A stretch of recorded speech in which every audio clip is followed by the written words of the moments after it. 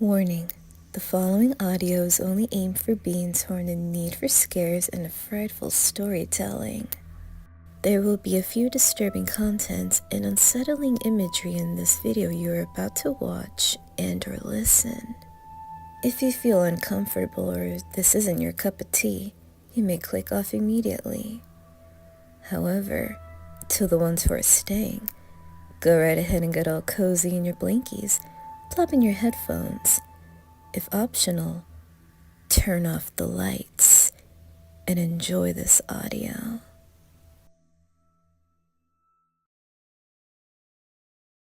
Tonight, we will be going through the history of one of the most famous and most infamous internet urban legends, and creepypasta to call it that, known as the Slenderman.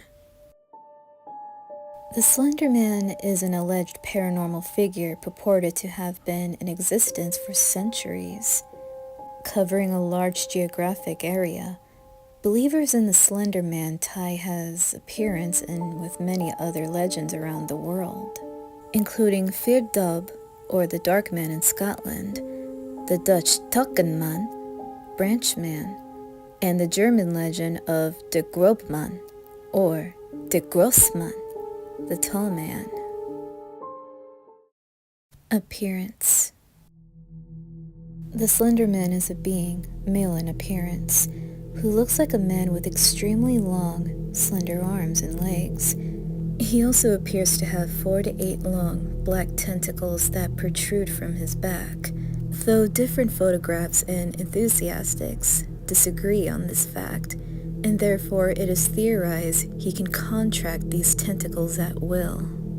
He is described as wearing a black suit, strikingly similar to the visage of notorious Men in Black, and as the name suggests, appears very thin and able to stretch his limbs and torso to inhuman lengths in order to induce fear and ensnare his prey. Once his arms are outstretched, his victims are put into something of a hypnotized state, where they are utterly helpless to stop themselves from walking into them. He is also able to create tendrils from his fingers and back that he uses to walk on in a similar fashion to Dr. Octopus.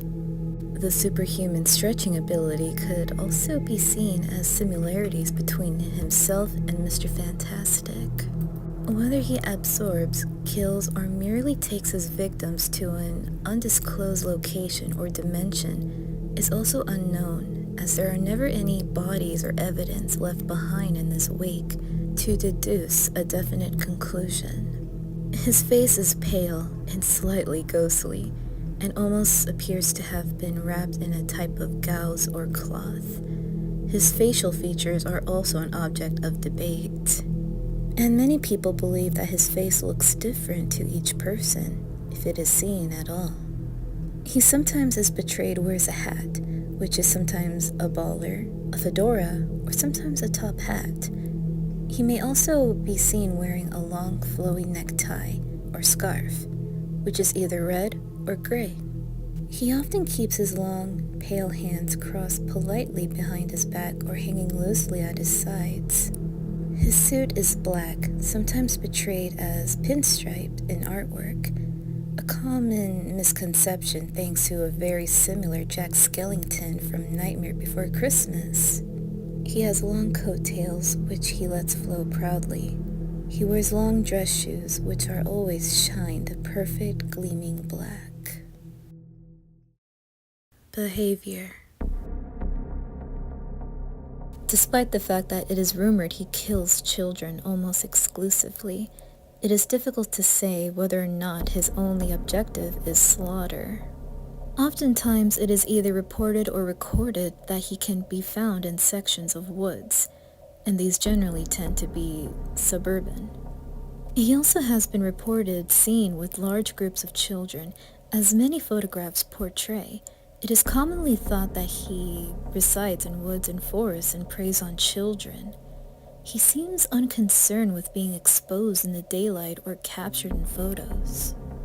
It is often thought as well that he enjoys stalking people who become overly paranoid about his existence. purposefully giving them a glimpse of himself in order to further frighten them. For this reason, it seems like Slenderman very much enjoys psychologically torturing his victims. He also often appears to float or drift around rather than walk, which suggests the possibility of him being an ethereal being rather than a creature or a man. This would also explain why he is able to remain mobile in spite of his poorly proportioned body. Even though Slenderman was fabricated on something awful forums, some people have already claimed sightings. He is seen mostly at night, peering into open windows and walk out in front of lone motorists or secluded roads. His main intentions appear to be kidnapping children, as when he is seen near them in photographs, they usually disappear shortly afterwards. The Slenderman has also inspired many stories such as those of marble hornets. In the end though, his purpose remains unknown. An interesting take on Slenderman by Pasta member who is relying on the Marble Hornet series for evidence and facts. There has been a big misconception about my pal the Slenderman due to the appearance of this article. He does not have hair or a face. Everything else is correct. There is also some questioning as to whether or not there is more than one. I find that unlikely. It's most likely Slendy fucking with your head in order to make you think that there is more than one, which he has been known to do. As of now, Slendy has 3 or 4 known accomplices. These are Hoodie, Masky, the Rake, and possibly the Observer. Not much is known yet because the next episode of the Noah Maxwell ARG has not yet been released. In the Marble Hornets ARG, Hoodie and Masky are possibly his followers. In the Everyman Hybrids ARG, the Rake seems to be working with him. But we aren't really sure if that is true or not. Historical references. Brazilian cave paintings. The earliest argued reference to the legend is within the cave paintings found in Cerda Cabaveira National Park in the northwest of Brazil, which are believed to date from as far back as 9000 BC. These paintings show a strangely elegated character leading a child by the hand, but make no reference to the extra appendages. Egyptian hieroglyphs.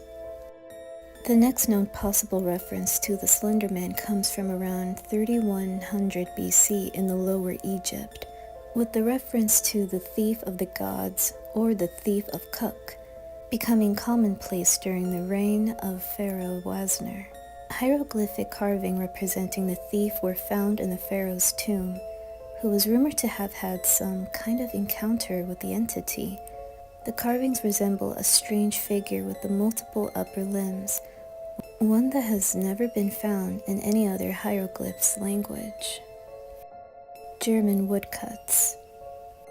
Renowned German woodcutters Hans Fickenberg created at least 2 woodcuts featuring a character he described as Der Ritter, the Knight, during the mid-16th century that were discovered in the Haussburg Castle in 1883. Whilst Freckenberg was well known for his realistic depiction of human anatomy, something that was unusual among woodcuts of the time, these pictures featured a skeletal multi-limbed character. Historians are unsure of the exact symbolic nature of the character, with some claiming that it is a personification of the religious war that raged in Europe at the time, while others say it represents the mysterious plagues that have been believed to be the reason for the mysterious abandonings of the Habsburg Castle and the nearby village in 1543. However, many insist that Freckenberg was attempting to represent Der Grobmann, the tall man. According to legend, he was a fairy who lived in the Black Forest. Bad children who crept into the woods at night would be relentlessly chased by Der Grobmann, who wouldn't leave them be until he either caught them or they were forced to tell their parents of their wrongdoing. Even then, there is a chilling account from an old journal dating from about 1702. It reads, "Mine child, mine Lars, he is gone, taken from his bed. The only thing that he found was a scrap of black clothing. It felt like cotton, but it is softer, thicker. Lars came into my bedroom yesterday, screaming at the top of his lungs that the angel is outside. I asked him what he was talking about, and he told me some nonsense fairy story about the Grobman. He said he went into the groves by our village and found one of mine cows dead, hanging from a tree. I thought nothing of it at first, but now he is gone. We must find Lars, and mine family must leave before we are killed. I am sorry, mine son. I should have listened. May God forgive me." Romanian mythology. There is also a Romanian fairy tale which tells the legend of the tall man, featuring this description which may have taken to refer to the Slender Man. The tall man stood in a clearing dressed as a nobleman, all in black. Shadows lay over him, dark as a cloudy midnight.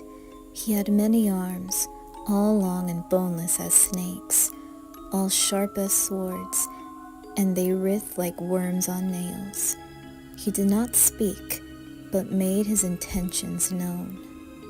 In the fairy tale, the tall man causes a mother to kill her husband and child before he slid from a fireplace and clenched her in his burning embrace.